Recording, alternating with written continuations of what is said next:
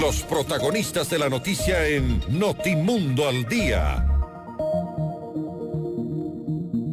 Sectores de la población afectados por las manifestaciones y las movilizaciones es el tema que enseguida ponemos sobre la mesa con nuestro invitado Cristóbal Buendía, presidente del Observatorio de Movilidad. Cristóbal, buenos días.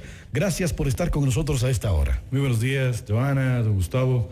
A quienes nos escuchan, siempre un placer y un honor estar con ustedes. Cuéntenos cuál es la evaluación que ha realizado el Observatorio de Movilidad en el primer día del paro. Bueno, algunas cifras.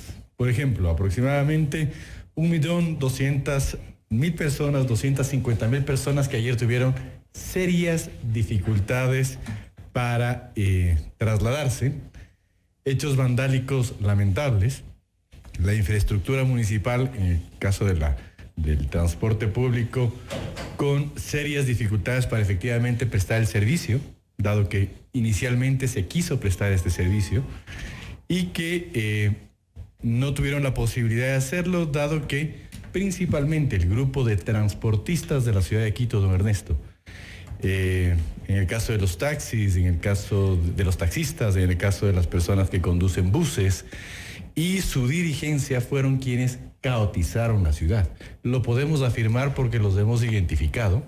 Tenemos varios reportes fotográficos de la presencia de estas personas en las calles y avenidas de la ciudad, justamente incitando, justamente protagonizando hechos de orden vandálico que obviamente pusieron en serias dificultades a la ciudadanía. Cristóbal, ¿cuáles son los sectores de la población más afectados por las manifestaciones realizadas ayer en la ciudad de Quito y la provincia de Pichincha? Básicamente las personas que desarrollamos actividades de cualquier tipo en la ciudad. Todos nos movilizamos de una u otra manera. Estudiantes, personas que laboramos, amas de casa, personas que desarrollan actividades, por ejemplo, para atenciones médicas, absolutamente todos. Fuimos ayer afectados y estamos siendo afectados hasta esta hora con la paralización del servicio de transporte en la ciudad de Quito, absolutamente todos. Además de la afectación de que muchos no pudieron llegar a sus diferentes lugares de trabajo, tenemos una afectación económica también importante para la capital. El lucro cesante, así lo hemos denominado nosotros. El lucro cesante supera tranquilamente los $200 millones. ¿Por qué decimos esto? Porque si es que contabilizamos, por ejemplo, el número de horas de las personas que no pudieron desempeñar actividades, por ejemplo, si es que contabilizamos el número de transacciones o el número de distribución de dinero que en la ciudad se produce en un día normal, tranquilamente es una cifra que se puede llegar a aproximar sin temor a dudas, a equivocarnos. Al punto que sobre ello nada se dice. Por ejemplo, para el señor alcalde, mucho más preocupante es que se hayan destruido una vereda, que se haya grafiteado una pared del centro histórico, que ojo, está muy mal, pero pensamos que mucho más importante es establecer las responsabilidades en donde efectivamente deben estar. Principalmente puntualizando, en el caso del municipio de Quito, es el responsable del tránsito y del transporte en la ciudad de Quito, quiénes son los responsables y cuáles van a ser las sanciones o cuáles van a ser las acciones en este sentido. Lamentablemente de eso hasta esta hora absolutamente nada. No hemos escuchado un pronunciamiento oficial del alcalde de la capital. Hemos visto que en Guayaquil ya hubo una rueda de prensa de la alcaldesa Cintia Viteri con sus concejales, pero acá en la capital estamos esperando los medios de comunicación y seguramente la ciudadanía para saber qué acciones tomará el señor Yunda. Correcto. Bueno, sí hubo un pronunciamiento, pero un pronunciamiento para nuestro criterio total y completamente desafortunado. ¿Por qué? Porque ayer, primero, fue apenas y a las 5 de la tarde. Durante todo el día, silencio total. Primero. Segundo, el pronunciamiento fue en el sentido de que lo único que le preocupa al alcalde, bueno, repito, son los daños de orden de infraestructura en el centro histórico. Nada más. Se quejó muy arduamente de que estaba él ya 2 horas en el tráfico y no podía llegar a su casa. Claro, pero yo me refería a un pronunciamiento como alcalde de las sanciones que usted precisamente mencionaba sobre la situación que se está viviendo en Quito. Absolutamente nada. Y lo único que se ha hecho es requerir al gobierno que solucione el problema y hacer un anuncio que a nosotros nos ha preocupado muchísimo. En el sentido de que el día martes Supuestamente el Consejo Metropolitano ya va a tratar el tema de la tarifa de transporte público. Gravísimo. ¿Y por qué consideramos gravísimo esto? Dado que en las actuales circunstancias, en el estado de violencia que vive el país, una tratativa de esta índole, para nuestro criterio, sería poner pólvora en la llama, dado que para nosotros no se compadece en lo absoluto un tema de revisión tarifaria a partir de la decisión del gobierno del aumento de los combustibles, dado que todavía no ha sido analizado las características, los niveles del servicio de transporte público que debe tener la capital, que eso, una vez evaluado, cuantificado, debería efectivamente arrojar un valor tarifario. Pero no solamente un insumo, que en este caso es el combustible, podría determinar un valor tarifario, como ya el grupo de transportistas pretende anunciar, pretende estipular, para un poco pescar a río revuelto, ¿no? Cristóbal, ¿cuántos viajes de transporte público sufrieron afectaciones producto de las movilizaciones? Aproximadamente, en Quito se desarrolla aproximadamente 1.200.000, 1.300.000 viajes día, aproximadamente. Esas son las personas que efectivamente tuvieron dificultades para trasladarse el día de hoy y lo están teniendo en este momento.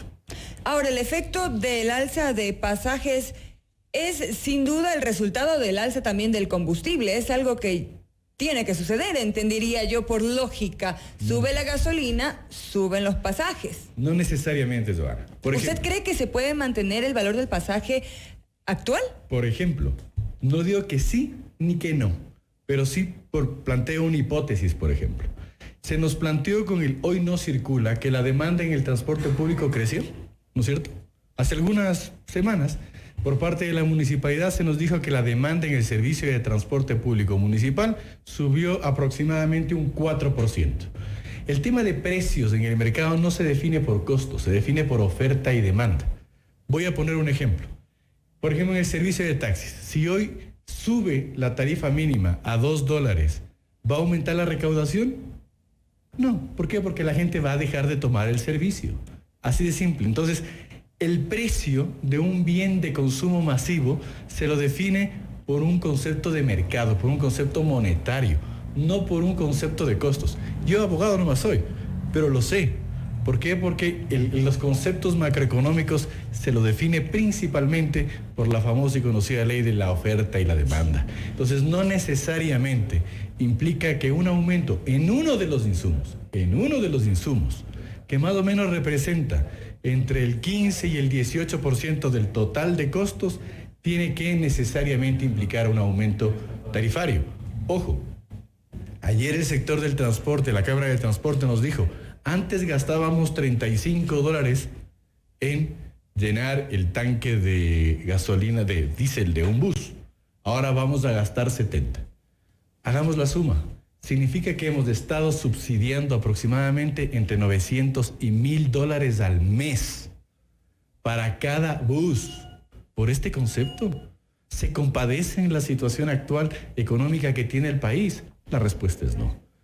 Veamos un esquema de eficiencia de costos, veamos un esquema de poder manejar bien este tema de los costos y de los ingresos del servicio de transporte, y una vez hecho eso,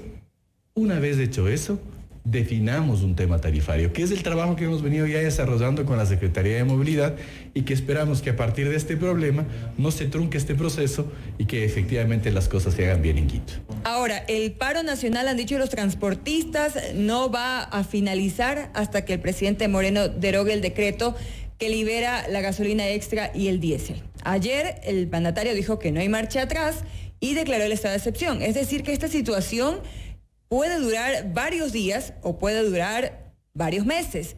¿Cuál será el perjuicio para la capital si esto dura? Joana, si usted me permite, yo quisiera plantear una alternativa a la ciudad. Los transportistas dicen paro si es que no se deroga, ¿no es cierto? El gobierno dice no se deroga. Nosotros, ¿qué decimos? Señores, apliquen la ley. Garantícenos el servicio, porque esa es la obligación del Estado. La obligación del Estado no es ponerse a pelear con los transportistas. La obligación del Estado no es atender solamente a los transportistas. La obligación primaria del Estado es la de garantizar el servicio de transporte público, la de garantizar la posibilidad de movilidad de las personas. ¿Qué es lo que decimos, señores? Primero, apliquen la ley. Al ser un servicio público existe una imposibilidad constitucional de paralizarlo. A título penal existe una sanción de 1 a 3 años por paralizar un servicio público. Y a título administrativo implica la inmediata revocatoria. Hoy, a esta hora, ya el Código Municipal establece la posibilidad de que si dentro de 24 horas que no se ha prestado el servicio, esto ha producido la imposibilidad de personas para movilizarse, la sanción administrativa es la revocatoria de los contratos y permisos de operación del servicio de buses y del servicio de taxis. ¿Qué es lo que planteamos? Entremos en un nuevo proceso de regularización. ¿A qué me refiero? Que personas que efectivamente quieran prestar este servicio, operadoras tanto locales como internacionales que quieran prestar el servicio en Quito, señores, aquí hay una oportunidad para hacerlo e inmediatamente restablezcamos el servicio. Esa es la misión fundamental de las autoridades. No ponernos no enfrascarnos en una discusión que, como usted bien planteaba, Joana, posiblemente no nos debe a nada y nos debe muchos días de pérdidas y dificultades.